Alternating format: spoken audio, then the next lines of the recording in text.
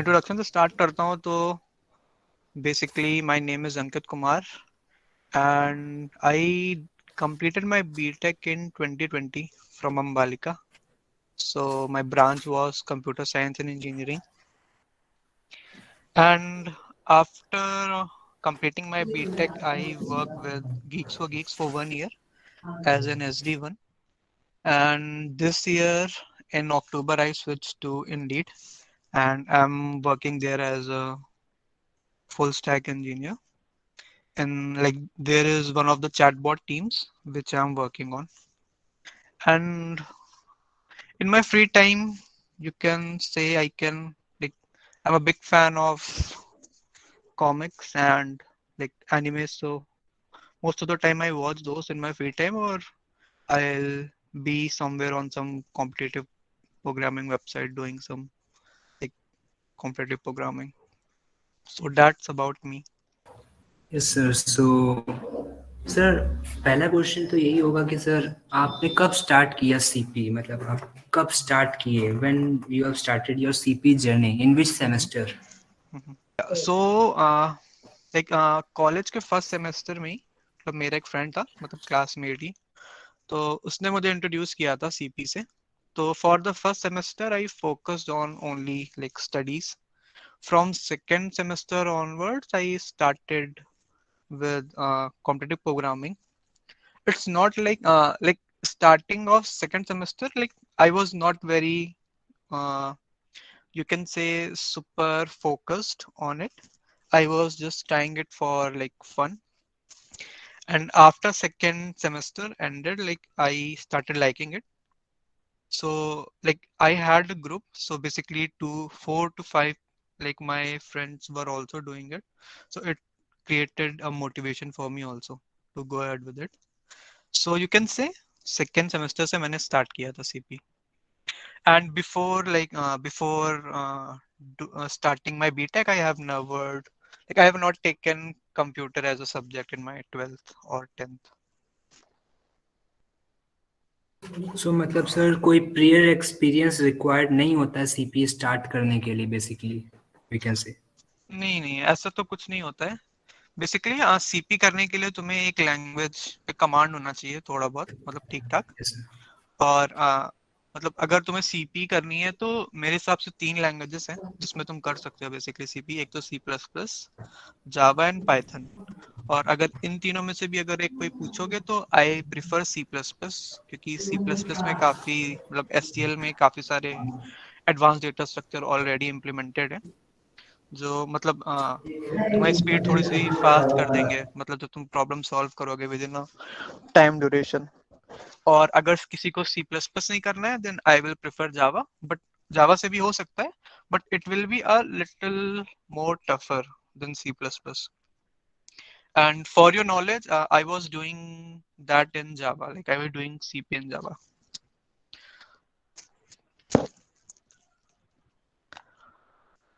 जावा में करोगे तो बस कुछ तुम्हें अपने टेम्पलेट्स बना के रखने होंगे जैसे सी प्लस प्लस में बिट सेट होता है और एक एक बैलेंसिंग ट्री होता है I don't remember the name order tree something तो वो जावा में नहीं होता तो वो तुम एक टेम्पलेट बना के रख सकते हो अपने पास तो जब भी तुम्हें यूज करना होगा you can simply copy paste that code easily मतलब अगर टॉप 2 लैंग्वेज है तो C plus plus in Java and top 1 will be C plus plus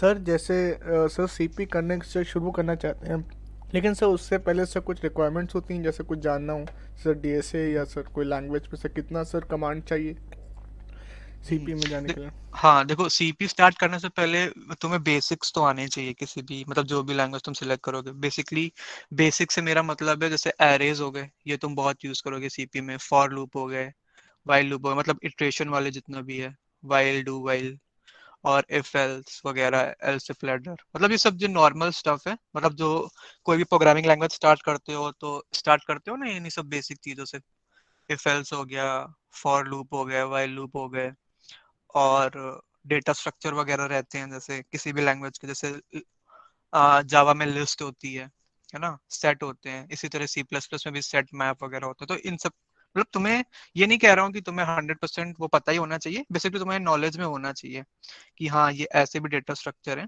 और अगर तुम स्टार्ट कर रहे हो तो मतलब काफी सारे, जैसे गीक्स हो गया, और भी बहुत सारी वेबसाइट्स हैं जिसमें अगर तुम्हें मतलब एग्जांपल देखना है कि जैसे मैप कैसे यूज करना है, तुम्हें मैप देख मतलब यूज एक एग्जांपल देख के देख सकते हो कि हाँ मैप में ऐसे ऐड करते हैं, ऐसे इंसर्ट करते हैं, ऐसे चेक करते हैं। तो बेसिकली तुम्हें मतलब हर चीज डीप में नहीं पता हो, लेकिन एटलीस्ट नॉलेज हो कि हाँ ये चीजें होती हैं।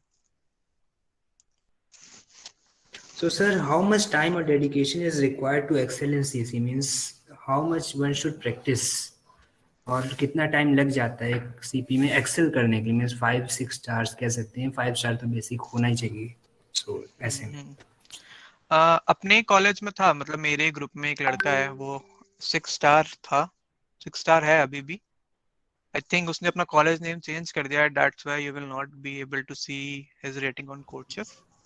But all I can say, देखो जितने भी अलग अलग लोग हैं ना, सबकी अब्जॉर्बिंग पावर अलग है।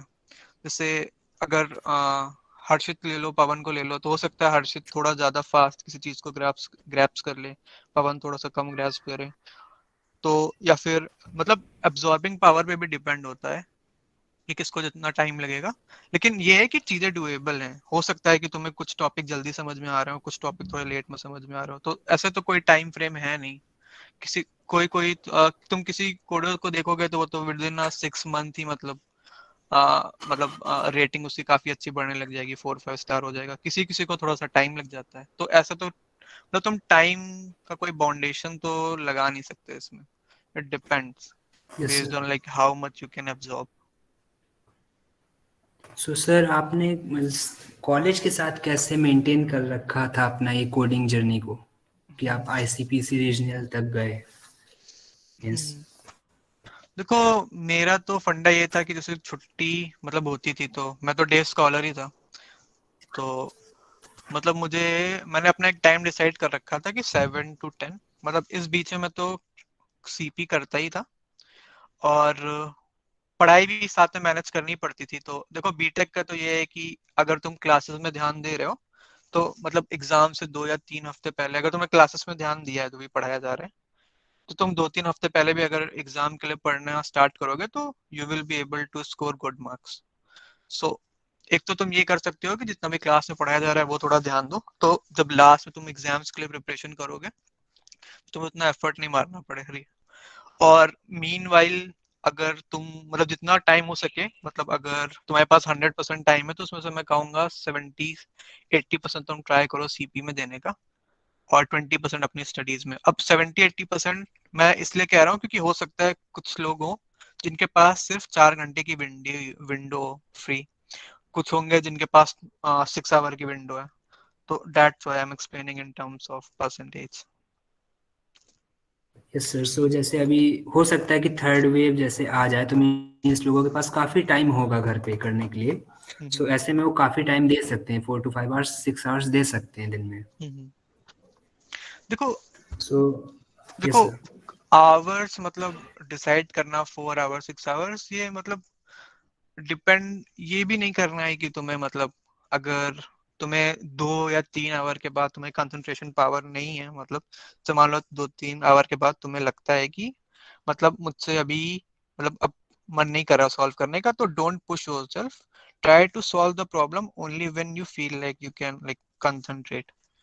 सो देखो कुछ लोग होते हैं जिनकी कैपेसिटी होती है, they will sit for 6 hour and they will be concentrated, and for most of the people it happens like they will be concentrated for 1 hour, they need 10-15 minutes break, then they can concentrate again. So it depends like sir आपके हिसाब से sir rating matter करती है? जैसे sir code chef या sir ऐसे ये sir जो जैसा हैकर रैंक के कोड शेफ हो गया सर, या इसके कंपैरिजन में कोड फोर्सेस की रेटिंग, तो सर कौन सी रेटिंग देखो ज़्यादा देखो मैटर अगर करती है? अगर अगर तो मेरा फेवरेट कोडिंग प्लेटफॉर्म अगर मैं तुम्हें बताऊं तो मेरा फेवरेट कोडिंग प्लेटफॉर्म है कोड फोर्सेस। अब रीजन ये है, मतलब रीजन ये है कोड फोर्सेस मेरा फेवरेट प्लेटफॉर्म है क्योंकि उसमें जो कॉन्टेस्ट होते हैं ना वो शॉर्ट कॉन्टेस्ट होते हैं, 2 आवर्स 2.5 आवर्स, 3 आवर्स या फिर 3.5 घंटा मैक्सिमम। तो अगर तुम शॉर्ट कॉन्टेस्ट करोगे ना तो उसमें तो देखो एक प्लस पॉइंट तो ये होगा, एक तो तुम्हारी स्पीड बढ़ेगी अगर तुम try to solve like if you try to solve more problems in a specific window of time, specific time period, then you will be able to like increase your speed of problem solving. And why I'm saying this, because when you will sit for hiring exams, online coding round, then you will have like specific window, like 1 hour, 1.5 hour, where you will have to solve problems. So that's why Code Forces is my favorite platform. And हाँ, एक चीज code forces मुझे इसलिए भी अच्छा लगता है थोड़ा, क्योंकि कोड शेफ में थोड़ा सा ये है ना कि उसमें लॉन्ग कॉन्टेस्ट होते हैं और उसमें 10 दिन रहते हैं। तो उसमें ये रहता है ना कि जब ज्यादा टाइम रहता है तो उसमें मतलब रेटिंग इंक्रीज करना भी थोड़ा ज्यादा इजी रहता है कंपेयर टू कोड फोर्सेस। तो अगर तुम मुझसे पूछोगे तो मैं प्रायोरिटी तो कोड फोर्सेस को ही ज्यादा देता हूँ, क्योंकि हो सकता है कि किसी की कैपेबिलिटी हो सिर्फ 1 स्टार की और लॉन्ग कॉन्टेस्ट करके, मतलब होता ही है मोस्टली कि लॉन्ग कॉन्टेस्ट करके मतलब रेटिंग काफी बढ़ जाती है। तो जी सर। मेरे हिसाब से तो मतलब रेटिंग पे उतना ध्यान मत दो, ट्राई करो कि मतलब तुम्हारी प्रॉब्लम सॉल्विंग ही अच्छी हो। और अगर कोई प्लेटफॉर्म तुम्हें मतलब प्रेफर करना है को सीपी के लिए, तो कोड फोर्सेस करो। अगर तुम स्टार्ट कर रहे हो एकदम, मतलब एकदम इनिशियली तुमने स्टार्ट किया नया ना, तो उस टाइम के लिए CodeChef is the best. CodeChef के जो लॉन्ग चैलेंज होते हैं, it is one of the best thing to start with. क्योंकि मैंने भी स्टार्ट किया था तो कोडशेफ के लॉन्ग चैलेंजेस से ही किया था। इनिशियली 4 to 6 मंथ मैंने लॉन्ग चैलेंज ही किया था। उसके बाद मैंने मूव किया था कोड फोर्सेस में शॉर्ट कॉन्टेस्ट देना। और एक वेबसाइट और है, वो भी बहुत अच्छी है, मतलब बिगनर फ्रेंडली है, @coder.jp। ये भी बहुत सही जी वेबसाइट सर। है। जी सर। इसमें भी तुम बिगनर के जो कॉन्टेस्ट होते हैं शॉर्ट वाले वो कर सकते हो। सर तो उसमें सर थोड़े इम्प्लीमेंटेशन बेस्ड होते हैं सर ऐड कोडर पे। हाँ हाँ, उसके स्टार्टिंग की 3 प्रॉब्लम्स, फर्स्ट तो एकदम इम्प्लीमेंटेशन हैवी होती है, सेकंड थर्ड अगर तुम नॉर्मल इफ एल्स यूज कर सकते हो तो कर सकते हो, और लास्ट की जो प्रॉब्लम्स रहती हैं उनका लेवल थोड़ा रहता है, मतलब सर उसके लिए थोड़ी सी नॉलेज चाहिए। तो मेरे हिसाब से तो वो सही है, मतलब एड कोडर भी मतलब सही प्लेटफॉर्म है स्टार्ट करने के लिए। सर तो बहुत से बच्चे हैं यहाँ पे सर जो अभी सर सेकेंड ईयर में आ गए हैं, या सर फर्स्ट ईयर के बहुत से बच्चे हैं, तो सर उन्होंने सर अभी लैंग्वेज शुरू नहीं करी है कोई भी।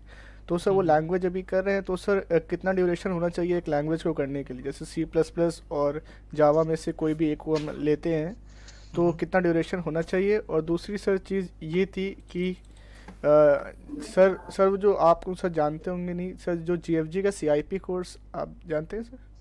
हाँ हाँ, जानता हूँ, complete interview preparation, yes. Sir तो वो सर उसी कोर्स से ज़्यादातर बच्चे कर रहे हैं सर, मोस्टली उसी कोर्स से सब बच्चे कर रहे हैं, तो उसके कोर्स के हिसाब से कितना टाइम देना चाहिए अगर लैंग्वेज के स्पेसिफिक बात करें? देखो, अगर लैंग्वेज अभी नहीं स्टार्ट की है तो मैं तो कहूंगा कि सीआईपी में अगर वीडियोस होंगी, मैंने देखा तो नहीं है मतलब उसमें कौन कौन सी वीडियोस हैं, लेकिन उसमें होनी चाहिए ऐसी वीडियोस तो होंगी ना जिसमें लैंग्वेज के कुछ बारे में बताया जा रहा होगा, सिंटैक्स बताए जा रहे होंगे, जी इफ सर, एल्स वो कैसे। A to Z सारा मतलब ऐसे A to Z लैंग्वेज है, उसके बाद उसकी लाइब्रेरीज़ हैं, जो लाइब्रेरीज़ यूज़ होती हैं जैसे C++ में STL, और जावा में की लाइब्रेरीज़ अलग होती हैं सर, ऐसा है? और हाँ, तो फिर एक काम कर सकते हो, अगर पहले तो तुम एक काम करो कि मतलब सिंटैक्स स्टार्ट करो देखना। उसके बाद जो नॉर्मल इफ एल्स है ये देखना स्टार्ट करो। जब तुम्हें नॉर्मल इफ एल्स लिखने आ गए ना, तो अगर तुम प्रॉब्लम्स फाइंड करोगे ना एकदम बिगिनर लेवल वाली, तो कोड शेफ हो गया, जीएफजी हो गया, एट कोडर हो गया, तो इसमें कुछ ऐसी प्रॉब्लम्स है जिसमें तुम्हें नॉर्मल मतलब बहुत लॉजिक नहीं लगाना है, सिर्फ इफ एल्स यूज करना है, तो तुम उससे स्टार्ट कर सकते हो। जब तुम इफ एल्स में कंफर्टेबल हो जाओगे तो फिर थोड़े एडवांस में पढ़ना। तो जब एडवांस में बढ़ोगे ना तब तुम्हें लगेगी कि हाँ, मुझे लगता है कि शायद मैप डेटा स्ट्रक्चर की यूज है, तो फिर उस टाइम तो मैप पढ़ लो, फिर और प्रॉब्लम सॉल्व करो, उसमें लगेगा कि कोई नया डेटा स्ट्रक्चर आना चाहिए, वो पढ़ लो। तो ये भी एक मतलब अच्छा मेथड है, मैंने तो ऐसे ही किया था। नॉर्मल सिंटैक्स पहले पढ़ लिए थे, फिर प्रॉब्लम में जैसे जैसे सॉल्व करता गया और मुझे जैसे जैसे नीड लगती गई, पता चलता गया, तो वैसे वैसे मैंने और मतलब एडवांस पढ़ना स्टार्ट कर दिया था लैंग्वेज में। और एक काम जरूर करना, अगर कॉन्टेस्ट देते हो तो जब भी मतलब कॉन्टेस्ट खत्म हो जाए तो उसके बाद में आप सॉल्व करने का ट्राई करना। जैसे 5 प्रॉब्लम्स हैं, तुमने सिर्फ 2 सॉल्व की, तो कोशिश करो कि थर्ड सॉल्व करना कॉन्टेस्ट के बाद, तो उससे तुम्हें कुछ ना कुछ जरूर नया सीखने को मिलेगा। और जो तुम प्रॉब्लम खुद सॉल्व भी कर लेते हो ना, तो उसमें तुम कुछ कोडर्स की मतलब कोड पढ़ के देखो कि मतलब उन्होंने कैसे किया है, तो मतलब मोस्ट ऑफ द टाइम होगा कि तुम्हें 9 मतलब जो तुमने सेम कोड लिखा होगा ना, उसको कई अलग अलग तरीके से किया जा सकता होगा, और हो सकता है तुम्हें काफी सारी नई चीजें पता चले। तो मैंने तो यही फॉलो किया था। जी सर। सर अगर सर उसके बाद सर जैसे लैंग्वेज हमने सीख ली, तो जैसे उसका डीएसए पे आ रहे हैं, तो सर कितना टाइम देना चाहिए डीएसए को सर? मैक्सिमम इतना टाइम में डीएसए की सारी वीडियोस देख लेनी है, उसके बाद कॉन्टेस्ट और क्वेश्चंस लगाने हैं? देखो थियोरेटिकल, देखो जो भी डीएसए में मोस्टली एरेज लिंक लिस्ट वगैरह से स्टार्ट करोगे, तो थ्योरी तो तुम स्टार्ट कर दो पढ़ना, ठीक। तब थ्योरी थोड़ी सी आ जाए, उसके बाद फिर प्रॉब्लम सॉल्व करने लगो। तो अब देखो, जरूरी नहीं है कि तुम एक, देखो डिपेंड करता है ये सब चीजें काफी ज्यादा। जैसे मेरे केस में क्या था कि मतलब मुझे जो सही लगता था अपने अकॉर्डिंग, ये डिफर कर सकता है, कि मैं क्या करता था, जैसे कोई टॉपिक पढ़ा मैंने एरे, तो फिर उसके मैंने 5-6 प्रॉब्लम थ्योरी कंप्लीट की, फिर 5-6 प्रॉब्लम एकदम इम्प्लीमेंटेशन लेवल की कंप्लीट कर ली। फिर नेक्स्ट आ गया लिंक लिस्ट पढ़ा थ्योरी, फिर उसकी कुछ प्रॉब्लम सॉल्व कर ली। फिर जैसे ट्राई एक डेटा स्ट्रक्चर होता है ग्राफ का एडवांस, वो पढ़ा मैंने, वो उसके 5-6 क्वेश्चन ऐसे कर लिया। तो थ्योरी थ्योरी के साथ साथ थोड़ा सा इम्प्लीमेंटेशन भी मुझे मतलब पता चलता रहता था। तो ये तो नहीं होता था कि टॉपिक एकदम 100% आ गया, लेकिन ये होता था कि मतलब कम टाइम में तुम ज्यादा ग्रैप्स कर सकते हो इस तरह। तो जैसे थर्ड या फोर्थ ईयर के मतलब जो जो बच्चे हैं, तो वो इसको मतलब ट्राई कर सकते हैं कि मिनिमम टाइम में अगर ज्यादा टॉपिक्स कवर करने हैं तो ये कर सकते हैं। और जिनके पास ज्यादा टाइम, जैसे फर्स्ट और सेकंड ईयर, तो वो ये कर सकते हैं कि जैसे एरे से स्टार्ट किया, जहां द थर्ड फोर्थ ईयर के बच्चे 5 प्रॉब्लम सॉल्व करेंगे, आप 8 या 10 प्रॉब्लम सॉल्व कर लो, बस। जी सर। सर कितना टाइम से दे सकते हैं डीएसए के सर सारी जैसे थ्योरी पार्ट कंप्लीट करने में टोटल मैक्सिमम? डिपेंड करता है ऑब्जॉर्विंग पावर में, लेकिन अगर एक मतलब एवरेज टाइम पूछोगे तो मैं तो कहूंगा थ्योरी मतलब पढ़ो, मतलब कोई भी एक ट्रस्टेड सोर्स जो तुम्हें अच्छा लगता है, वेबसाइट या कोई भी यूट्यूब चैनल हो सकता है, जो तुम्हें लगता है कि तुम्हें ज्यादा समझ में आ रहा है, वहां से थ्योरी पढ़ो, 5-6 प्रॉब्लम सॉल्व करो, मे बी 3-4 डेज। मतलब बहुत स्पेसिफिक नहीं है, ज्यादा भी ले सकते हो, कुछ लोग कम भी ले सकते हैं, लेकिन आई थिंक 3-4 डेज तो सफिशिएंट होने चाहिए थ्योरी करके, और मतलब बिगिनर लेवल के 4 और 5 प्रॉब्लम सॉल्व करना। और ये जरूर ट्राई करना है कि मतलब अपनी कंसिस्टेंसी जरूर मेंटेन रखना, मतलब जरूरी नहीं है कि तुम एक दिन में 10 प्रॉब्लम सॉल्व करो, बस ये करना कि मतलब ट्राई करो कि रोज प्रॉब्लम सॉल्व करो, इवन वन प्रॉब्लम, मतलब अपनी बस कंसिस्टेंसी ब्रेक मत करना, और बीच बीच में ब्रेक लेते रहना। अगर तुम्हें जैसे लगे कि इस वीक कुछ ज्यादा कोडिंग हो गई है, तो try to take Sunday as a break as well, that work for मी।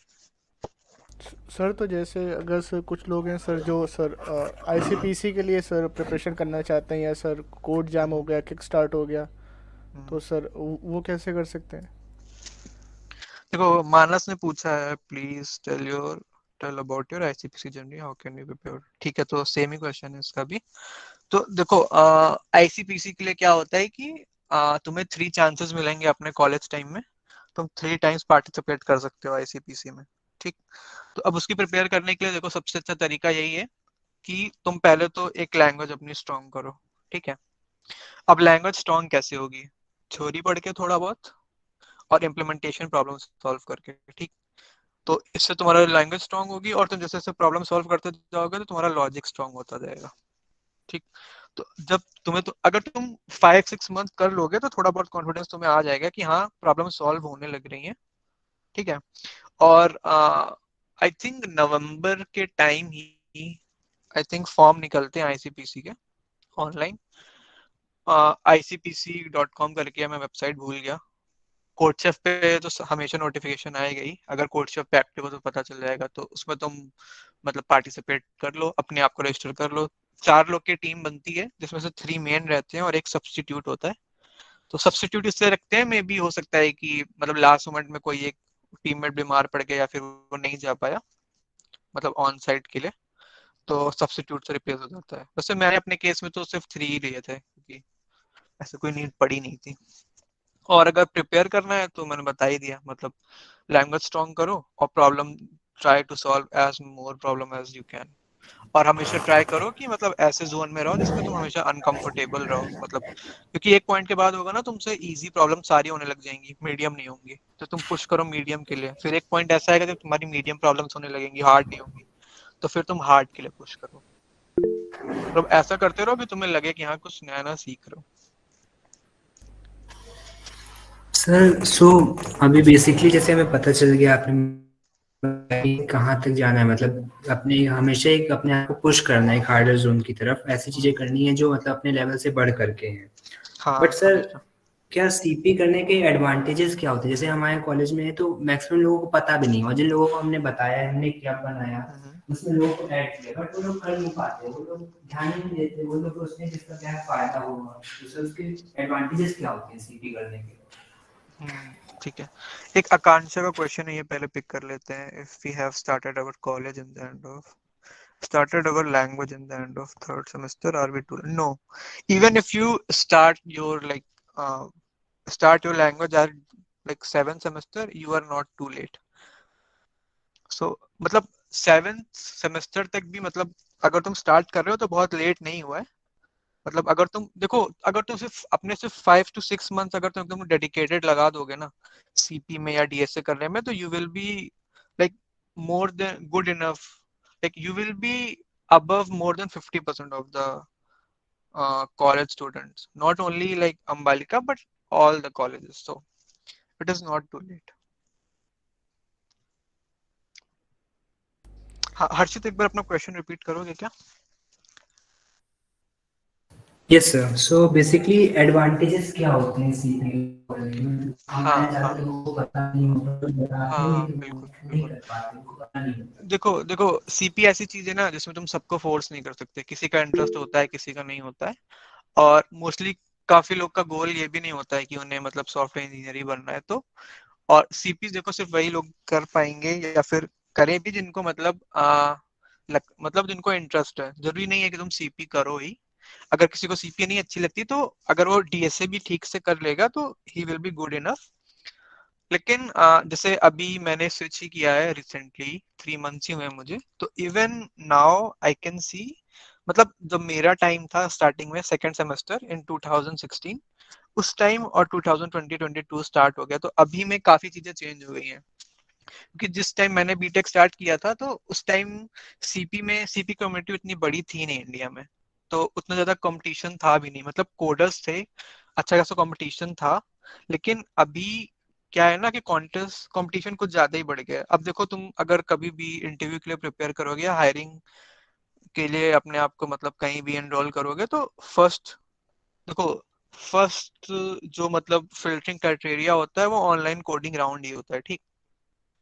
तो अब अगर तुम सीपी करोगे ना तो अगर किसी बच्चे ने डीएसए सिर्फ किया है अच्छे से और तुमने सीपी किया है, ठीक, तो जिसने सीपी किया होगा ना उसके पास हमेशा एक अपर हैंड होगा कंपेयर टू अ डीएसए का है। क्योंकि देखो सीपी तुम करोगे ना तो साथ साथ तुम देखो डीएसए करोगे तो तुम क्या करोगे, मतलब बेसिक्स डेटा स्ट्रक्चर पढ़ सकते हो, ठीक, थोड़े से एडवांस पढ़ लोगे, ये कर सकते हो। लेकिन जो अगर तुमने सीपी किया है ना तो सीपी में अगर तुम अच्छे से सीपी कर लिया तो तुम कॉन्टेस्ट में मतलब हाई लेवल एडवांस लेवल की प्रॉब्लम्स तुम सॉल्व करना स्टार्ट कर दोगे ना, तो जो हायरिंग कॉन्टेस्ट होते हैं ना उसमें प्रॉब्लम मतलब बहुत ज्यादा टफ भी नहीं होती है और बहुत ज्यादा इजी भी नहीं होती है।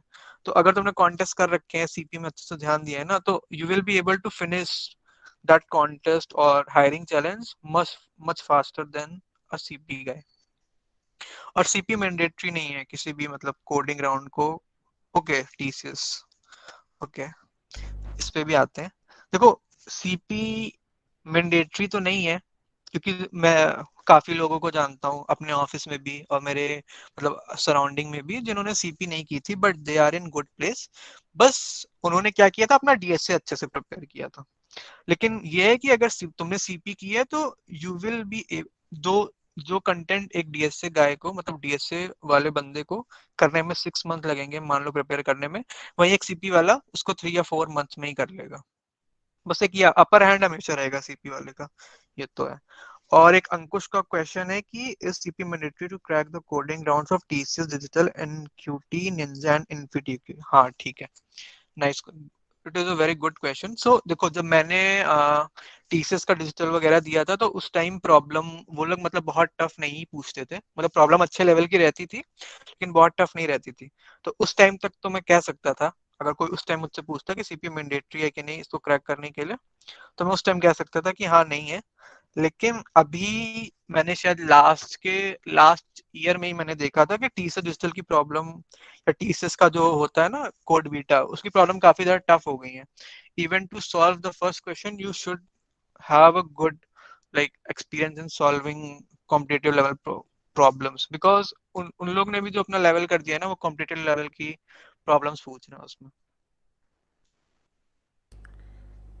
सर तो जैसे हम सर सीपी से स्टार्ट तो करते हैं, लेकिन सर कितना सर टाइम देना चाहिए? जैसे सर बीइंग फ्रॉम टियर 3, तो सर कितना टाइम दे सकते हैं? क्योंकि सर हमको डेवलपमेंट में भी आगे करना है, या एमएल भी कर सकते हैं आगे, तो सर कितना टाइम देना चाहिए हमको सिर्फ सीपी के लिए? हाँ, ये भी बहुत अच्छा क्वेश्चन पूछा तुम। देखो, अभी तुम फ्रेशर हो ना, तो तुमसे उतनी एक्सपेक्टेशन नहीं है किसी की भी कि तुम्हें कोई भी मतलब लैंग्वेज, कोई भी टेक मतलब बहुत अच्छे से आता होगा। जैसे फॉर एग्जांपल रिएक्ट, अगर जैसे मैं अपनी टीम में हायर कर लूंगा किसी को, मैं जीएफजी में भी मैंने बहुत इंटरव्यूज लिए थे, 50+ इंटरव्यूज लिए थे।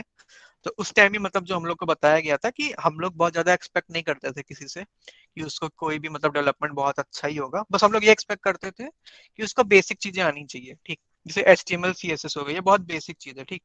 तुम्हें ये नहीं कह रहा हूँ कि तुम एकदम प्रो हो। अगर मैं तुम्हें कोई वेब पेज दे दूं, तुम एग्जैक्टली ऐसा बना पा रहे हो, ये जरूरी नहीं है। बस तुम्हें बेसिक्स पता होने चाहिए कि जब तुम लर्न करोगे ना, देखो जब तुम कंपनी में काम करोगे तो टेक्नोलॉजी तुम सीखते ही रहोगे, क्योंकि हर कंपनी में अलग अलग टेक्नोलॉजी, तुम कितनी ही पढ़ोगे।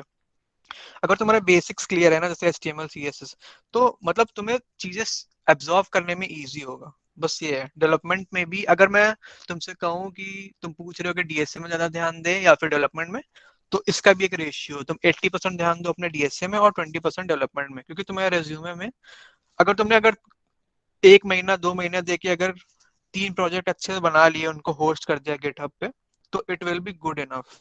लेकिन और तुम देखो, कोई भी टेक्नोलॉजी सीख सकते हो तुम with in the span of 2 या 3 मंथ्स, अगर तुम चाहो। मतलब जितना भी एक्सपेक्ट करते हैं एक मतलब नए सॉफ्टवेयर इंजीनियर से, तो वो तुम 2-3 मंथ्स में कर लोगे। लेकिन जो प्रॉब्लम सॉल्विंग है ना, ये तुम जरूरी नहीं है कि तुम 2-3 मंथ में ग्रैप्स कर पाओ। पॉसिबल है, लेकिन हर किसी के लिए नहीं है। तो इसलिए मैं कहूंगा कि अपनी प्रॉब्लम सॉल्विंग पे ज्यादा ध्यान दो कंपेयर टू डेवलपमेंट। और अगर तुम 7 सेमेस्टर में आ गए हो, या फिर 6 सेमेस्टर स्टार्ट कर दिया तुमने, तो try to make at least 3 good projects and host it on GitHub. So अगर तुमने जैसे ऑनलाइन कोडिंग राउंड तुमने क्लियर कर लिया और कभी इंटरव्यू हो रहे हैं, तो इंटरव्यू में एटलीस्ट देखो, अगर तुम इंटरव्यू में चले गए ना, तो उसको ये तो पता चल ही जाएगा कि हाँ तुम्हारी कोडिंग अच्छी है। और इंटरव्यू में होता क्या है, मैंने तुमसे एक प्रॉब्लम पूछी, 1 घंटे का राउंड था, 30 मिनट में खत्म हो गया। अब नेक्स्ट 30 मिनट्स में कुछ ऐसा तो होना चाहिए ना जो मैं तुमसे बात कर पाऊँ, अदर देन योर कोडिंग। तो projects will be the thing which the interview will be like interested to know. और ऐसे नहीं कि कोई भी प्रोजेक्ट उठा के बना दिया। देखो तुम बना कुछ भी सकते हो, बस ये है कि तुम्हें इन एंड आउट पता होना चाहिए। जैसे अगर तुमने एक पोर्टफोलियो वेबसाइट बनाई, उसमें मान लो रिएक्ट यूज कर लिया, ठीक।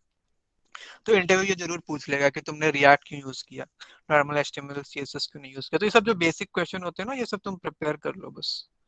और मोस्टली ध्यान दो अपनी प्रॉब्लम सॉल्विंग पे ही। सो तो सर कुछ जैसे हम्म, बहुत से लोग हैं थर्ड सेमेस्टर फिफ्थ सेमेस्टर में हैं, जो अभी उनका फिफ्थ सेमेस्टर खत्म होने वाला है, सिक्स स्टार्ट होने वाला है, हम्म, और उनको मेरे ख्याल से कोडिंग भी बहुत अच्छे से नहीं आती, बेसिक आती है, बस C++ ऐसे कह सकते हैं। हम्म। तो वो ऐसा क्या करें, अगले 3 सेमेस्टर कैसे करें अपना प्रिपरेशन, कि वो एक अच्छी जगह पे लैंड कर सके? देखो, आ, अंकुश का और कशिश का मतलब क्वेश्चन है, ये तुम्हारे क्वेश्चन से थोड़ा मैच कर रहा है। मतलब how much time one should invest on development after CP, and how along with the project is internship equally important for placement, what is the correct time to apply for internship? Good question. So मैं तीनों का question एक साथ answer करने की कोशिश करूंगा कि देखो, अगर तुम अपने सेकेंड ईयर तुम एंड कर रहे हो और थर्ड ईयर स्टार्ट कर रहे हो, या फिर थर्ड ईयर के तुम 6 सेमेस्टर में हो, ठीक। तो अगर हो सके तो try to score an internship. और इंटर्नशिप थोड़ा ट्राई करो कि थोड़ी देखो, ट्राई देखो तुम्हें ट्राई तो हमेशा करना है कि तुम ऐसी कंपनी में करो जो मतलब थोड़ी सी ब्रांड वैल्यू जिसकी हो। ट्राई तो ये करना है तुम्हें, ठीक। क्योंकि अगर तुम थोड़ी अच्छी कंपनी में कर रहे हो, ठीक, इंटर्नशिप, मान लो गिग्स हो गई या फिर क्योर फिट हो गई, बहुत सारी वेबसाइट, बहुत सारी कंपनीज हैं। अगर तुम वहां पे इंटर्नशिप कर लेते हो, तो देखो वहां पे मतलब हाई चांस है कि अगर तुमने वर्क अच्छा किया तो तुम्हें PPO मिल जाएगा वहां से, प्री प्लेसमेंट ऑफर। तो वहीं से तुम्हारा मतलब फुल टाइम तुम्हें ऑफर ही मिल सकता है, ठीक। और इवन इफ अगर तुम्हें PPO नहीं मिला, लेकिन एटलीस्ट तुम इंटर्नशिप करोगे ना, तो तुम्हारे पास हमेशा अपर हैंड रहेगा compare to the one who didn't do any internship, ठीक। एक अपर हैंड रहेगा, लेकिन इसका मतलब ये नहीं है कि अगर किसी ने इंटर्नशिप की ही नहीं तो उसके लिए कुछ लॉस है, ऐसा जरूरी नहीं है। क्योंकि अगर तुम मेरा एग्जांपल लोगे तो मैंने भी कोई इंटर्नशिप की नहीं थी। मैंने ट्राई किया था, कुछ कंपनीज में मिला था, जहाँ पे वो कंपनीज की मतलब ब्रांड थोड़ा सही नहीं था, तो मुझे लगा नहीं कि मुझे करना चाहिए वहां पे, तो फिर मैंने अपने डीएसए में ही ध्यान दिया था ज्यादा। बस मेरे कहने का मतलब ये है, अगर मान लो कोई ऐसा पॉइंट आ गया जहाँ पे मतलब दो कैंडिडेट्स में से किसी एक को लेना है, एक ने इंटर्नशिप की है एक ने नहीं की है, तो मतलब मोस्टली दे विल प्रेफर कि take someone who did internship. Sir क्या टाइम होना चाहिए सर, जैसे थर्ड ईयर में मतलब शुरू में ही हम लोगों को से अप्लाई करना चाहिए या फिर बाद में? देखो सेकंड ईयर के एंड से तुम स्टार्ट कर सकते हो, अगर थर्ड ईयर में हो तो थर्ड ईयर स्टार्ट किया है तो कर सकते हो, सिक्स ईयर में हो, सॉरी सिक्स सेमेस्टर में हो तो कर सकते हो, अगर फोर्थ ईयर के स्टार्टिंग में भी हो तब भी कर सकते हो। I think after fourth semester, yeah, starting of fourth semester, you should start applying for internship. Even if you are in fourth year, in seventh or eighth semester, you should try to score an internship, क्योंकि उसका बहुत ज्यादा chance है ना कि तुम्हें PPO मिल जाएगा। Sir तो जैसे इंटर्नशिप के लिए सर सब प्रोजेक्ट्स वगैरह सर बनाने पड़ेंगे सर, रेज्यूमे में दिखाने हाँ पड़ेंगे? हाँ हाँ, प्रोजेक्ट तो बनाने पड़ेंगे उसके लिए। जरूरी देखो, तीन ट्राई करो कि तीन प्रोजेक्ट बनाओ, अगर तीन नहीं तो एटलीस्ट दो तो प्रोजेक्ट बनाओ ही। और अगर तुम दो प्रोजेक्ट बना के उसको गिटहब पे होस्ट कर देते हो ना, तो मतलब वो बहुत ही मतलब उतना भी एक्सपेक्ट नहीं होता, उतना कर दोगे ना तो बहुत है उतना। कुछ लोग तो इतना भी नहीं करते हैं।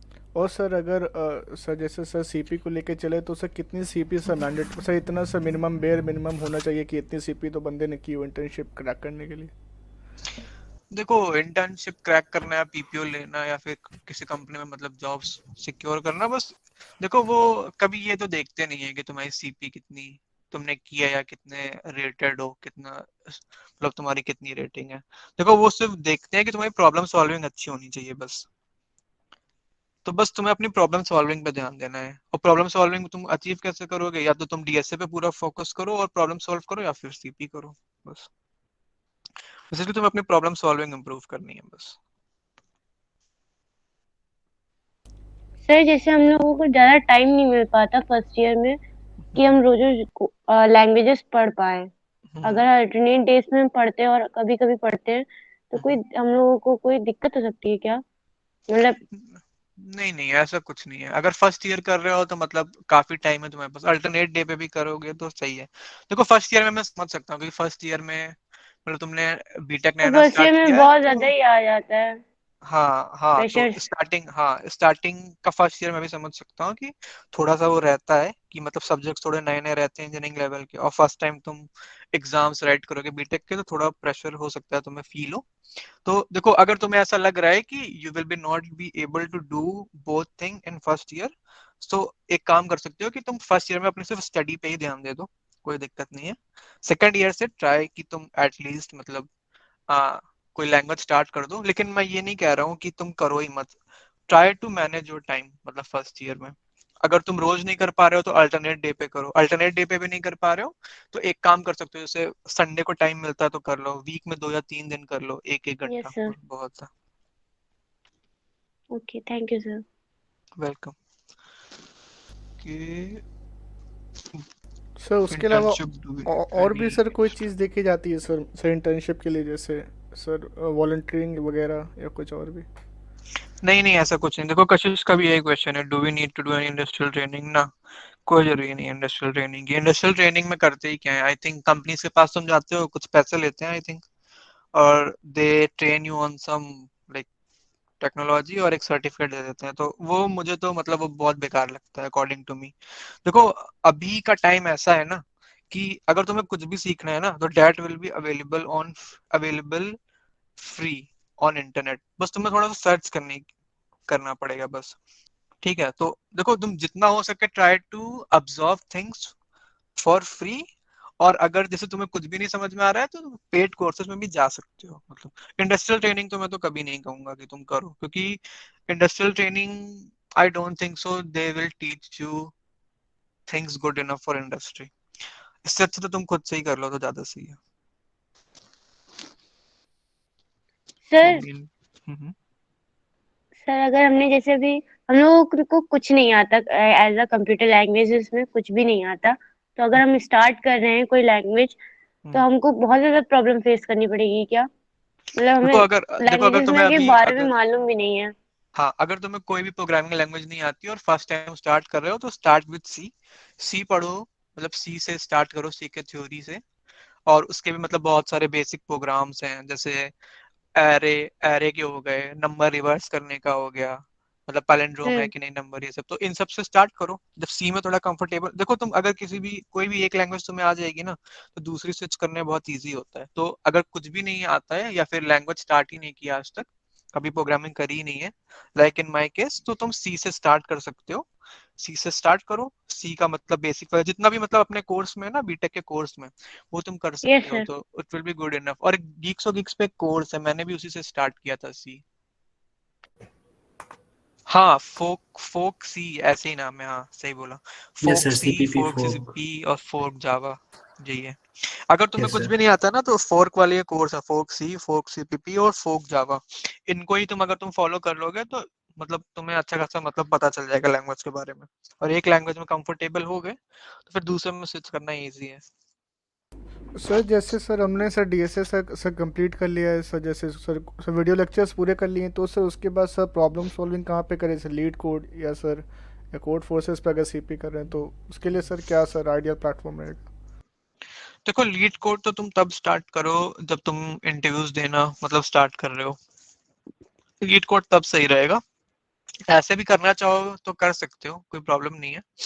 और अगर एकदम ही स्टार्ट कर रहे हो तो मतलब कोड शेफ हो गए, कोड शेफ हो गया। और गीक्स में भी बहुत सारी प्रॉब्लम है, तुम सॉर्ट कर सकते हो। मतलब बिगिनर मतलब इजी टू हार्ड, तो इजी इजी सॉल्व कर सकते हो। अगर तुम्हें सिर्फ लीड कोड करना है तो लीड कोड भी कर सकते हो, उसमें कोई प्रॉब्लम नहीं है। मैंने भी बहुत लीड कोड किया है, तो उसमें भी तुम सॉर्ट कर लो प्रॉब्लम। उसमें एक सेक्शन है टॉप 100 लाइक प्रॉब्लम्स करके, उसको बस सॉर्ट कर लो, इजी टू मीडियम, और सॉल्व करना स्टार्ट करो। लेकिन बस उसका प्री रिक्विजिट ये है लीड कोड का कि तुम्हें लैंग्वेज में कमांड होनी चाहिए। सर लैंग्वेज और डीएसए बोथ राइट? हाँ हाँ, लैंग्वेज और डीएस से बहुत। डीएस से मतलब 100% जरूरी नहीं है, बाकी तुम प्रॉब्लम सॉल्व करोगे वो तो आते ही रहेगा। मतलब नई नई चीजें सीखोगे तो वो तो तुम पढ़ सकते हो। अगर जैसे मान लो तुमने कभी मैप नहीं यूज किया और जी तुम्हें सर। लगता है मतलब तुमने, और तुमसे प्रॉब्लम सॉल्व ही नहीं हो रही है, ठीक, तुमने ट्यूटोरियल देख लिया, उसमें मैप बोल रहे हैं कि मैप यूज करना है, ठीक। अब तुमने मैप कभी पढ़ा नहीं है, तुम बस एक गूगल सर्च करो, मैप के बारे में पढ़ लो, उसमें मैप में इंसर्ट कैसे करते हैं, रिमूव कैसे करते हैं, चेक कैसे करते हैं, बस तुम्हें एक नया टॉपिक पता चल गया, उसी की एक तुमने प्रॉब्लम सॉल्व कर ली, हो गया। सर जैसे सर आपके हिसाब से सर जैसे कोई सर कोर्स सर आपको अच्छा लगता हो जो आपने सर प्रेफर किया हो बाकियों से, जैसे एक्सपीरियंस के कोर्स साथ? जी course sir. Yes online sir. Course. DSA CP के लिए जैसे। मैंने ऐसा कोई कोर्स लिया नहीं था स्पेसिफिक टू डीएसए, ये सब मैंने सीपी करके ही मतलब ग्रास्प कर ली थी चीजें। और देखो सी मैंने बस लैंग्वेज के लिए ही यूज किया था, मतलब ये फोक जावा, फोक सी, सीपीपी और जावा वाला गीक्स कोर्स। बाकी जो मतलब डीएसए वगैरह था वो सब तो मैंने मतलब सीपी में देखो, ये जब ये सब जो लॉन्ग चैलेंज है कोड शेफ के या फिर कोड फोर्सेस के, तुमने शॉर्ट चैलेंज किए ना, यस या फिर सर। एड कोडर पे ही करोगे, तो उसमें तुम यस सर। जब करते रहोगे ना प्रॉब्लम सॉल्व, तो उसमें डीएसए वाला मतलब कहीं ना कहीं फंसेगा ही लॉजिक। तो उसमें भी तुम मतलब अगर प्रॉब्लम ही सॉल्व कर रहे हो ना, तब भी तुम्हारा डीएसए प्रिपेयर हो जाएगा। लेकिन अगर तुम स्पेसिफिकली चाहते हो तो फिर यही कर सकते हो कि जो तुम देख लो डीएसए में कौन कौन से टॉपिक्स हैं। एरे हो गया, लिंक लिस्ट हो गया, हीप्स हो गई, और ग्राफ हो गए, हाँ, स्ट्रिंग मैचिंग, पैटर्न मैचिंग वगैरह हो गया। ये सब तुम एक बार थ्योरी पढ़ लो और बाकी प्रॉब्लम सॉल्व करो तो आता ही रहेगा। सर जैसे सर कोड फोर्सेस में सर प्रॉब्लम सेट होता है सर, सर रेटिंग वाइज, तो सर उसको लगा सकते हैं क्या कि जैसे सर सर 1000 रेटिंग या 1200 रेटिंग क्या सर? हाँ कर सकते हो। जैसे मान लो तुम्हारा रेटिंग 1000 है, तो तुम ट्राई कर सकते हो कि 1000 से प्लस वाली प्रॉब्लम सॉल्व करने का। अब उसकी भी एक रेंज रख सकते हो कि 1000 से तुम 1200 तक की प्रॉब्लम सॉल्व करोगे। देखो 1200 वाली जो प्रॉब्लम है वो तुम्हारे लेवल से थोड़ी सी ज्यादा ऊपर होगी, लेकिन इतनी भी ऊपर नहीं होगी कि तुम सॉल्व ना कर पाओ आफ्टर लाइक मतलब थोड़ा बहुत चीजें पढ़ के। तो ऐसा मतलब कर सकते हो तुम। सर जैसे sir a problem sir easily solve हो जाता है सर कोड फोर्सेस पे कॉन्टेस्ट पे, और हम्म। सर जैसे सर बी में सर थोड़ा फंस जाते हैं सर, कभी होता है कभी नहीं होता है, कभी कभी सर जैसे डिव 2 या डिव 1 में तो सर ए भी नहीं हो पाता है। तो सर उसके लिए सर क्या आप सब प्रिपरेशन करने अरे सर। देखो उसके लिए तो सबसे अच्छा टेक्निक है कि तुम प्रॉब्लम अब सॉल्व करो प्रॉब्लम आफ्टर कॉन्टेस्ट। तो तुम देखो तुमने ए सॉल्व कर ली, तुम टू बी सॉल्व कर रहे हो, ठीक। तुम मान लो बी सॉल्व नहीं कर पाए, लेकिन कुछ आइडिया तो बने होंगे ना दिमाग में, है ना।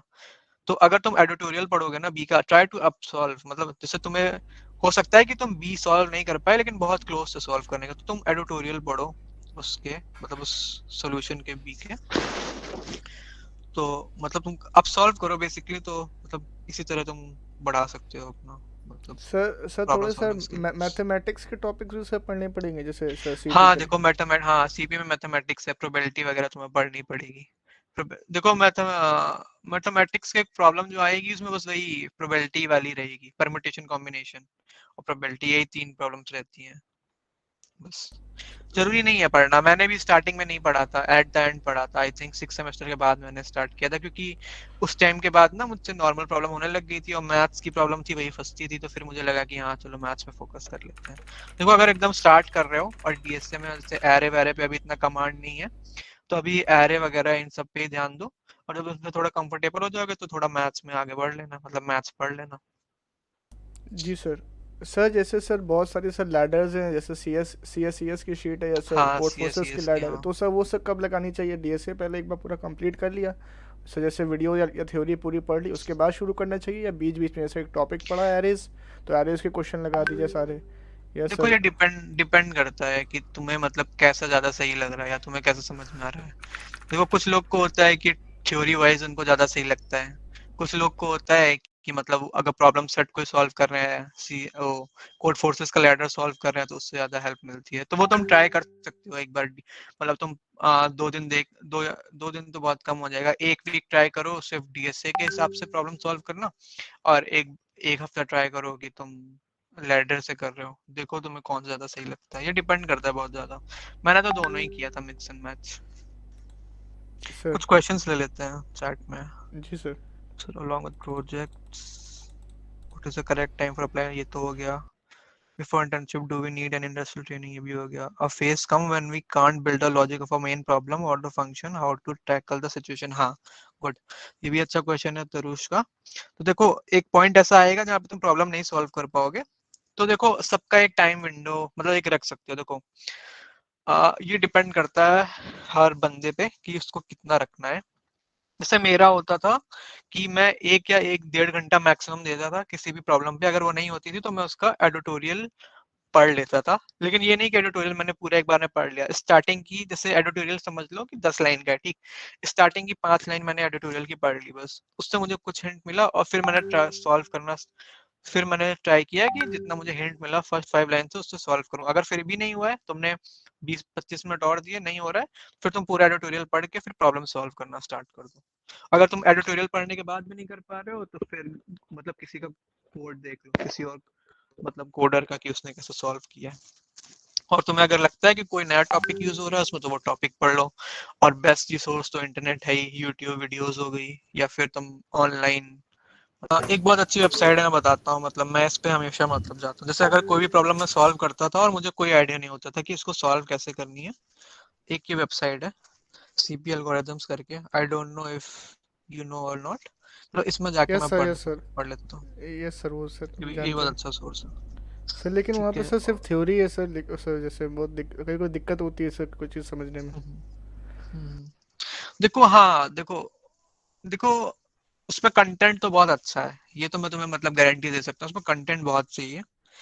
लेकिन देखो जब तुम धीरे धीरे प्रॉब्लम सॉल्व करोगे ना, तो तुम्हारी अब्जॉर्प्शन कैपेसिटी भी बढ़ती जाएगी, क्योंकि हो सकता है कि तुम एकदम स्टार्टिंग फेज में हो तो तुम्हें ट्यूटोरियल ही नहीं समझ में आ रहा हो।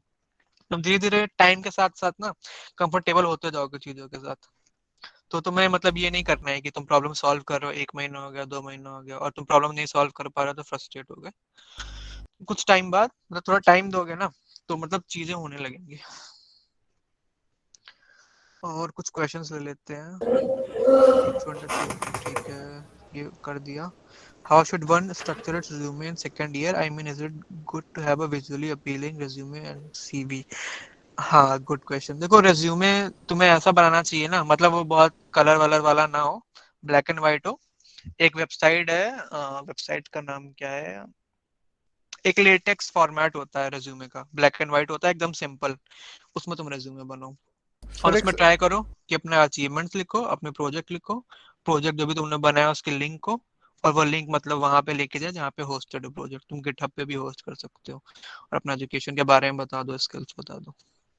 सर सीपी हम लोगों ने कर लिया, डीएसए रेडी कर लिया, प्रोजेक्ट बना लिया, सीवी भी बन गया, बट अब हम्म। अप्लाई कैसे करें या फिर कहाँ से हमको फ्रेशर्स की मिल सकती है अपॉर्चुनिटीज? हाँ हाँ, तो देखो सबसे पहले तो जितने भी मतलब एटलीस्ट जितने भी लोग सीएस या आईटी ब्रांच में हो, उन लोग को अपनी लिंक्डइन पे प्रोफाइल तो जरूर बनानी ही चाहिए। मतलब स्टार्टिंग ऑफ द, मैं तो कहता हूँ कि अगर तुम सीएसआईटी में हो और तुमने मतलब फर्स्ट डे है कॉलेज को, तुम्हें अपनी लिंक्डइन प्रोफाइल जरूर बनानी चाहिए।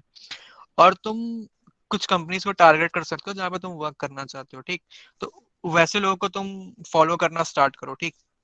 और भी मतलब जैसे कॉलेज होंगे ना तुम्हारे आसपास हो गए, या कुछ गुड कॉलेजेस होंगे जो जिनके बारे में तुम जानते हो, जैसे आईआईटीज हो गए, एनआईटीज हो गए, या कुछ गवर्नमेंट कॉलेज हैं, ठीक, तो उनके बच्चों को तुम फॉलो कर सकते हो, second third year fourth year, तो वो भी क्या करते हैं ना, और रिक्रूटर को तुम फॉलो कर सकते हो, तो उससे तुम्हें पता रहेगा कि कहाँ हायरिंग हो रही है, कहाँ हायरिंग नहीं हो रही है। और वेबसाइट्स भी काफी सारी हैं, एक skillenza.com करके है, स्किलेंजा हो गई, हैकर अर्थ हो गई, ठीक, हैकर रैंक हो गई, तो इसमें मतलब हायरिंग चैलेंज आते ही रहते हैं, मतलब कोई भी कंपनी हायर करती है तो उसमें आता ही रहता है। और लिंक्डइन पे तो मतलब नोटिफिकेशन आते ही रहते हैं, मतलब कोई भी अगर हायर करता है तो कहीं ना कहीं से तुम्हें कुछ ना कुछ मैसेज तो मिल ही जाएगा कि हाँ यहाँ हायरिंग हो रही है। और नहीं, अगर ये भी कुछ नहीं है तो जो तुम कंपनी टारगेट कर रहे हो उनके करियर पेज पे जाके तुम देख सकते हो। When to solve CSC problem, ये तो मैंने बता दिया, ये तो डिपेंड करता है तुम्हारे ऊपर। सीएससी प्रॉब्लम देखो डिपेंड करता है कि तुम्हें कब प्रॉब्लम सॉल्व करनी है, बेस्ड ऑन अगर तुम डीएसए में कंफर्टेबल हो और तुम ट्राई करना चाह रहे हो कि देखते हैं कि अकॉर्डिंग टू मतलब प्रॉब्लम डिफिकल्टी तुम सॉल्व कर रहे हो, तुम्हें फायदा हो रहा है कि नहीं, सिर्फ डीएसए से तो कर सकते हो ये। Can you please sir elaborate road map to Android development? एक मिनट में क्वेश्चन ले लेता हूँ ना, क्वेश्चन बहुत सारे हो गए। Yes sir. Can you please elaborate road map to Android development? ठीक है, देखो एंड्रॉइड डेवलपमेंट के लिए तुम स्टार्ट कर सकते हो, यूट्यूब से स्टार्ट कर सकते हो, मैंने भी किया था थर्ड ईयर में, मतलब बस 2-3 महीने के लिए किया था, उसके बाद मेरा मन भर गया था उससे। मतलब तुम यूट्यूब पे देखो, अगर तुम सर्च करोगे ना एंड्रॉइड रोड डेवलपमेंट, तो देखो तुम्हें बहुत सारी प्लेलिस्ट मिल जाएंगी, तुम उससे स्टार्ट कर सकते हो देख के, वो तुम्हें बताएंगे स्प्लैश स्क्रीन बनाना, और एंड्रॉइड डेवलपमेंट करने के लिए एंड्रॉइड स्टूडियो डाउनलोड करना होगा, और कौन कौन से टूल्स हो गए ना वो सब मतलब सेटअप करवा देंगे तुम्हारा। और सीपीएल एल्गोरिथम से बताया। सर W3 स्कूल से पढ़ सकते हैं? हाँ बिल्कुल पढ़ सकते हो, W3 स्कूल से, कोई दिक्कत नहीं। देखो तुम किसी भी वेबसाइट से पढ़ सकते हो, बस तुम्हें समझ में आनी चाहिए चीजें। हो सकता है किसी को W3 स्कूल से समझ में आ रहा हो सकता है किसी को समझ में आ रहा हो जावा टी पॉइंट से, या किसी से भी। What about data science? देखो डेटा साइंस के बारे में यार मुझे इतनी नॉलेज है नहीं, क्योंकि मैंने हम्म, कभी इस पे फोकस किया ही नहीं, तो इस पे तो मतलब मैं बता नहीं पाऊंगा उतना, लेकिन इतना पता है कि शायद थोड़ी बहुत मैथ्स वगैरह इसमें चाहिए होती है डेटा साइंस में, बहुत ज्यादा नहीं, नॉर्मली। और डेटा साइंस के भी अगर तुम वीडियोस देखोगे तो मिल जाएंगे काफी सारे यूट्यूब पे, तो उनको एज अ रेफरेंस ले सकते हो। और एक काम और कर सकते हो, अगर तुम्हें कुछ भी समझ नहीं आ रहा है तो तुम उन कंपनीज को टारगेट कर सकते हो जहाँ पे डेटा साइंस के लिए मतलब पोजीशंस खाली हैं, उनमें देख सकते हो करियर पेज पे जाके कि क्या रिक्वायरमेंट्स लिखी हुई हैं वहाँ पे, और किस तरह के प्रोजेक्ट्स वो बना रहे हैं, तो गूगल सर्च कर लोगे तो चीजें मिल जाएंगी। सर डेटा साइंस के लिए पाइथन है ना सर? हाँ मेनली तो पाइथन ही है, लेकिन आजकल तो मैं सुन रहा हूँ जावास्क्रिप्ट से भी हो रही हैं चीजें, तो पाइथन तो हाँ पाइथन ही मेन है। अब पाइथन में भी ऐसा नहीं है कि तुम्हें हार्ड कोड करना ही पड़ेगा सब चीज, उसमें तो पाइथन में काफी सारे पैकेजेस हैं, इंस्टॉल करो और कर लोगे। और गूगल कोलैब वगैरह ये सब है, तुम उस पर कर सकते हो चीजें। और हाँ एक वेबसाइट मुझे याद है, एक वेबसाइट है उस पे बेसिकली एआई वगैरह की प्रॉब्लम्स होती हैं, मैं नाम भूल गया हूँ उसका, जैसे सीपी के लिए सर कोर्सेज वगैरह है केगेल ना। है। क्या सर नाम है? केगेल है। केगेल। हाँ कैगल, हाँ राइट, उस पे तुम यस देख सर सकते हो, उस पे केगेल। कॉन्टेस्ट होते रहते हैं Kaggle. Hello. There are mainly solution available in C++, and there are many SQL like pair etc which is not available. So how you used to use it? हाँ, good question ये भी है। देखो उसका सनी का क्वेश्चन ये है कि वो पूछ रहा है कि जैसे C++ में काफी सारी SQL की लाइब्रेरीज हैं, तो जैसे एक पेयर होता है, पेयर एक होता है डेटा स्ट्रक्चर, वो उसमें ऑलरेडी अवेलेबल है, या फिर ठीक which is not present in, और वो चीजें जावा में प्रेजेंट नहीं है। ठीक, देखो सबसे अच्छा काम ये कर सकते हो कि मैंने जो किया था, मैंने कुछ कोडर्स को फॉलो करना स्टार्ट किया था जो मेनली जावा में करते थे, मतलब सीपी, और उनको मतलब मैंने कोड फोर्सेस में तो तुम उनको फ्रेंड की तरह ऐड कर सकते हो, और कोडशेफ में तो तुम्हें ध्यान रखना पड़ेगा कि कौन है यूजर नेम वगैरह, तुम उनके कोड वगैरह गो थ्रू कर सकते हो। और जो भी तुम देखो जो पेयर वगैरह है ना, ये सब भी मतलब बना सकते हो क्लास में करके, मतलब तुमने दो वेरिएबल क्लास के अंदर कर लिया तो पेयर बन गया। और जरूरी नहीं है कि तुम बार बार लिखो, बस तुम एक अपनी लाइब्रेरी बनाते जाओ, एक फोल्डर में पेयर के लिए कोड लिख लो, और मैप मतलब ग्राफ के लिए भी थोड़ा इम्प्लीमेंटेशन जावा में सही नहीं है तो तुम अपने हिसाब से इम्प्लीमेंटेशन लिख के लिख सकते हो, जब भी तुम्हें नीड पड़े बस कोड कॉपी पेस्ट कर लो अपने मेन सोल्यूशन में बस। सर जैसे आप आईसीपीसी के लिए आपने जैसे किया था तैयारी, तो अभी जैसे हम और अल्तमश इसके लिए तैयारी कर रहे हैं, तो मतलब क्या क्या रोड मैप रहना चाहिए आईसीपीसी क्रैक करने के लिए? देखो सबसे पहले तो लैंग्वेज में कमांड डीएसए प्रॉब्लम सॉल्विंग थोड़ी सही होनी चाहिए, और उसके बाद अगर तुम ये सब कर चुके हो तो ट्राई कर सकते हो कि कोडशेफ पे जाओगे ना, तो कोडशेफ पे मतलब जो ऑनलाइन वाला चैलेंज होता है ना फर्स्ट राउंड, जिससे डिसाइड होता है ऑन साइट जाने के लिए, तो उसके प्रीवियस वाली प्रॉब्लम सॉल्व करना स्टार्ट कर दो। मतलब प्रीवियस ईयर आईसीपीसी के क्वेश्चंस लगाने चाहिए? हाँ, ऑन अभी साइट वाले नहीं, ऑनलाइन वाले जो अच्छा अच्छा कोडशेफ अच्छा, पे समझ अवेलेबल गया। होंगे। हम्म। अभी जैसे है क्या प्रॉब्लम ये आ रही है कि जैसे हम लोग काफी टाइम से कर रहे हैं ये सब, तो लेवल लेवल अप नहीं हो पा रहा है उतना, तो सर धीरे स्टक हो धीरे गए एक लेवल पे। एक लेवल पे आके फंस गए हैं, उससे ऊपर नहीं उठ पा रहे हैं। हाँ, अब वो तुम एडवांस एडवांस चीजों पे बढ़ रहे होगे ना, तो वो थोड़ी सी टफ हो जाएंगी चीजें अब। हाँ देखो अभी जैसे इसमें हम तो लोगों तुम ने देखो की तो यही है कि जितनी तुम प्रैक्टिस करोगे ना उतना ही लेवल अप होगा, होता है कुछ टाइम तक मतलब तुम लगेगा स्टक हो, लेकिन अगर तुम मतलब प्रॉब्लम सॉल्व करते जा रहे हो तो मतलब लगभग लेवल अप हो जाएगा उसके दो अच्छे साल नंबर। से लगभग कोड शॉप पे तो कर रहे हैं, सीपी कोड फोर्सेस तो अभी शुरू किया है, हम्म, और डीएसए लगभग खत्म होने पे आ रहा है, हम्म, एंड पे है वो। हम्म, तो वही है कि वो लेवल मतलब मीडियम लेवल अब धीरे धीरे लग भी जाता है, लेकिन कभी कभी नहीं भी लगता है। प्रॉब्लम ये आती है कि बिल्कुल ही नहीं लग पाता है कभी कभी। हम्म। तो वही लेवल लेवल की प्रॉब्लम आ रही है बस। और जैसे आईसीपीसी लेवल के क्वेश्चंस होते हैं, या गूगल हैश कोड या कोड जैम जैसे उसके क्वेश्चंस होते हैं, हैकर इतने कोड। बड़े बड़े होते हैं कि वो पढ़ते ही लगता है कि होंगे ही नहीं। देखो गूगल का तो मतलब वो थोड़ा उनका अलग ही है, आई थिंक वो लोग मतलब चाहते ही हैं कि मतलब जैसे एट कोडर पे अगर कभी सॉल्व किया होगा तो जो प्रॉब्लम सॉल्व करनी है वो डायरेक्ट लिखी रहती है 2 3 4 लाइन में। हाँ वो बहुत जी बिगिनर है सर। के लिए। गूगल गूगल का ये है ना कि वो चाहते हैं कि जो भी प्रॉब्लम हो ना वो मतलब स्टोरी टाइप में हो, तो इसलिए उनके प्रॉब्लम स्टेटमेंट बड़े रहते हैं बस, और कोई है नहीं मतलब ऐसा कुछ। सर तो सर ट्राई करो कि प्रॉब्लम सॉल्व करो मतलब जितना हो सके, मतलब ऐसी प्रॉब्लम जो तुम्हारे लेवल से थोड़ी सी अप हो उनको सॉल्व करो, एक पॉइंट के बाद चीजें होने लग जाएंगी, टाइम लगेगा क्योंकि एडवांस में बढ़ चुके हो ना, उसमें टाइम लगेगा ही। हाँ अभी जैसे एडवांस ही कर रहे हैं। हाँ लगेगा टाइम। सर आपकी सर क्या सर जर्नी रही थी कि सर जब सर आप भी सर जैसे आपको ये फेज आया होगा तो आपने सर क्या किया था इस टाइम पर? देखो एक काम ये भी कर सकते हो कि जैसे तुम लोग का तो ग्रुप है, मतलब काफी लोग हैं, मेरे में तो मतलब मेरे क्लासमेट्स ही थे, 4 5 लोगों का ग्रुप था, तो हम लोग तो टॉपिक डिवाइड ही कर लेते थे आपस में। जैसे डीपी अगर जैसे एक था उसकी डीपी अच्छी थी, मेरी ग्राफ अच्छा था, एक लड़का था उसकी मैथ्स काफी अच्छी थी, और मैथ्स वाली प्रॉब्लम से मुझे बहुत दिक्कत होती थी तो वो मुझे समझाता था, मुझे और किसी को ग्राफ वाली दिक्कत होती तो मैं समझा देता था, डीपी वाली किसी को दिक्कत होती थी तो वो समझा देता था। तो ये था मतलब ऐसा कर सकते हो चीजें, मतलब एक दूसरे की हेल्प कर सकते हो बेसिकली, पेयर कोडिंग टाइप का। जी सर। और अगर दोनों ही सेम लेवल पे हो, मान लो दोनों सेम लेवल पे हो, तो एक काम कर सकते हो कि टॉपिक डिवाइड कर लो, जैसे कोई डायनामिक प्रोग्रामिंग पकड़ ले, कोई ग्राफ पकड़ ले, कोई दूसरा, और मतलब दोनों आप एक एक टॉपिक प्रिपेयर करो और आपस में फिर उसको मतलब समझाने की कोशिश करो एक दूसरे की।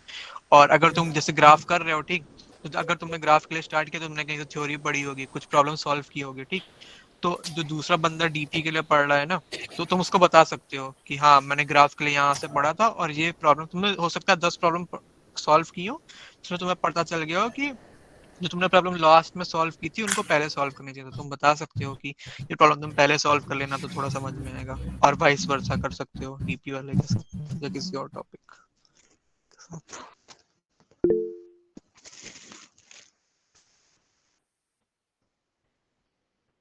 हाँ, गुड क्वेश्चन, मानस का भी बहुत अच्छा क्वेश्चन है।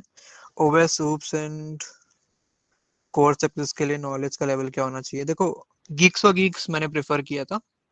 तो गीक्स व गीक्स पे अगर तुम सर्च करोगे ना, most asked question, interview asked question in DBMS, तो उसमें मतलब 2 पेज आ जाएंगे, डीबीएमएस सेट 1 सेट 2, तो उसमें इनफ है, मतलब उतने वही क्वेश्चन पूछते हैं बेसिकली। ऐसे ही ओएस के लिए भी वो मिल जाएगा तुम्हें, ठीक। और कौन सा सब्जेक्ट है? नेटवर्क है। नेटवर्क के तो बहुत मतलब गिने चुने ही हैं क्वेश्चंस नेटवर्क के, जैसे एक टीसीपी वर्सेस यूडीपी हो गया, और एक मतलब बहुत फेमस क्वेश्चन है नेटवर्क का, जैसे अगर तुम ब्राउजर पे अगर कोई भी यूआरएल टाइप करके हिट करते हो, एंटर क्लिक करते हो तो क्या होता है, मतलब डोमेन नेम कैसे डिसॉल्व होता है, तो वो सब देख सकते हो। अगर तुम स्टार्ट करोगे ना सर्च करना core questions like most recently asked questions of OS या ओप्स, तो मिल जाएंगे तुम्हें। अगर ये भी नहीं मतलब कर पा रहे हो, मतलब बाई चांस तुम्हें नहीं मिल रहे हैं कंटेंट, तो तुम क्या कर सकते हो ना, जैसे गीक्स पे जाओ, वहाँ पे हजारों इंटरव्यू एक्सपीरियंसेस है, ठीक।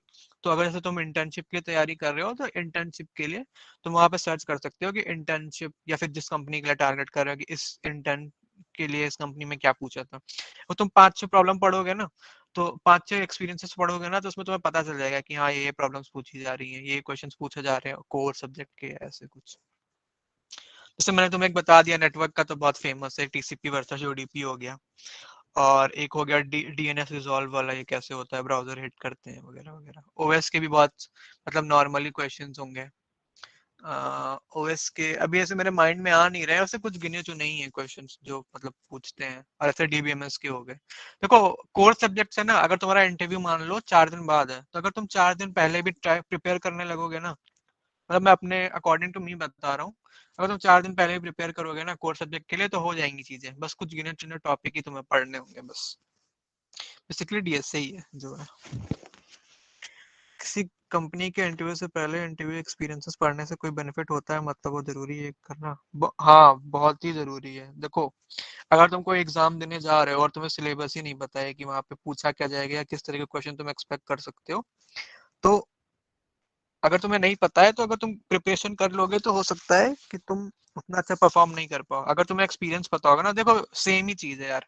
देखो, जब तुम इंटरव्यू इंटरव्यू कह रहा हूँ, टेस्ट देने जाते हो ना, लास्ट 5 ईयर की प्रॉब्लम सॉल्व करते होगे ना, या फिर तुम देखते होगे कि लास्ट 3 ईयर में कौन कौन से क्वेश्चन पूछे हैं, इनको पहले प्रिपेयर कर लो, तो वही चीज इसके साथ भी है। अगर तुम इंटरव्यू के एक्सपीरियंस पढ़ लोगे ना, तो तुम्हें थोड़ी नॉलेज हो जाएगी कि हाँ इस तरह के क्वेश्चन पूछ सकते हैं, या फिर मुझे इस तरह के क्वेश्चन प्रिपेयर करना चाहिए, तो वो तो बहुत हेल्पफुल है, वो हमेशा तुम्हें करना ही चाहिए।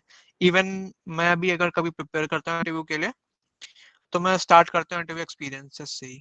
और लीड कोड का एक डिस्कस सेक्शन है, और एक गीक्स व गीक्स है, और कोडिंग इंजास हो गए, बहुत सारी वेबसाइट है, वहां पे तुम पढ़ सकते हो इंटरव्यू एक्सपीरियंस, और मोस्टली गीक्स व गीक्स में तो बहुत सारे हैं। और अगर कोई पूछना चाहता है क्वेश्चन तो भी पूछ सकते हैं।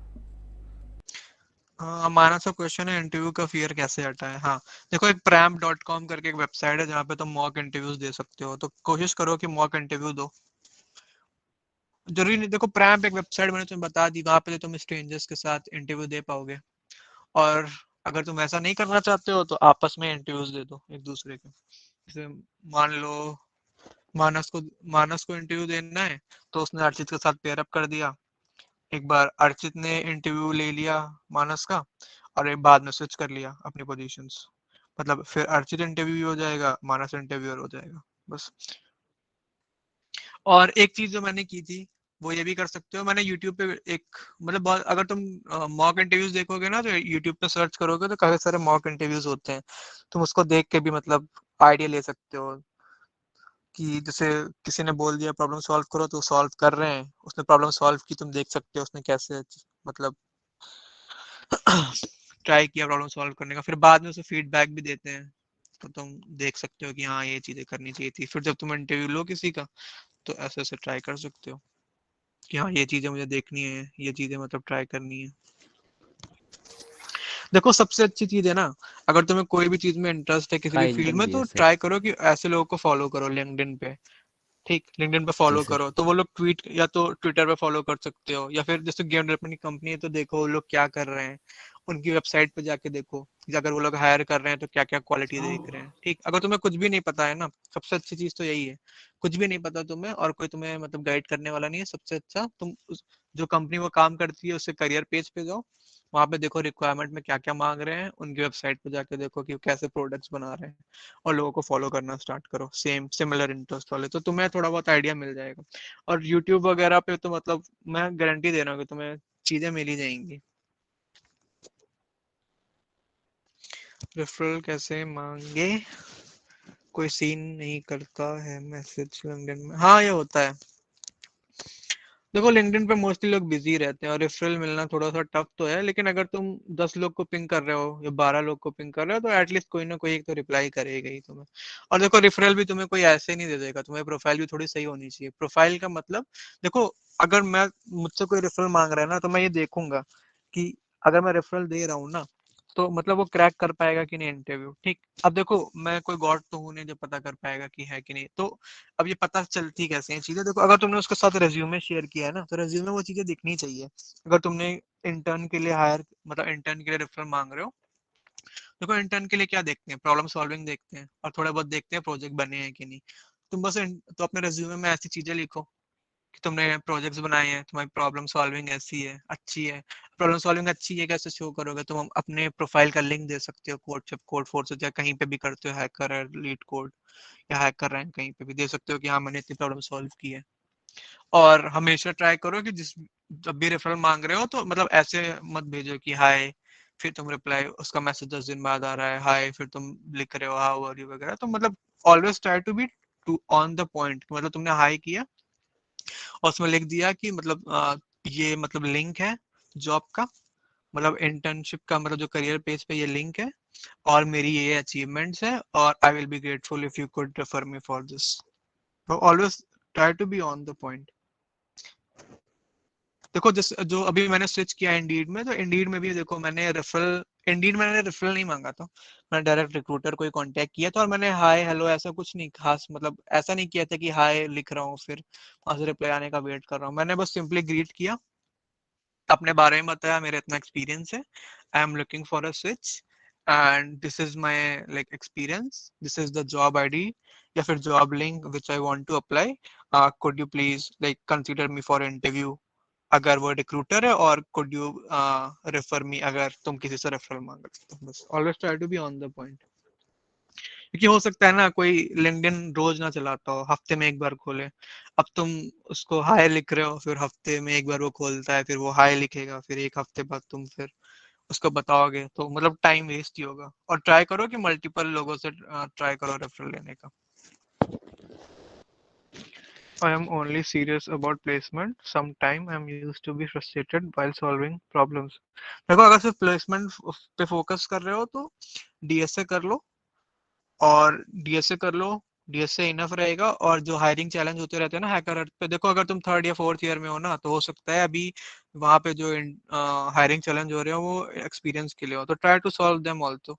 अगर तुम सॉल्व करते रहोगे थोड़ा बहुत एक्सपीरियंस होता रहेगा कि क्या क्या पूछा है, और ऑलमोस्ट सिमिलर ही रहते हैं, मतलब जो भी तुम अगर कोई रेफर भी करेगा ऑनलाइन तो हमें देना ही पड़ेगा फर्स्ट राउंड, ऑलमोस्ट सिमिलर ही रहते हैं।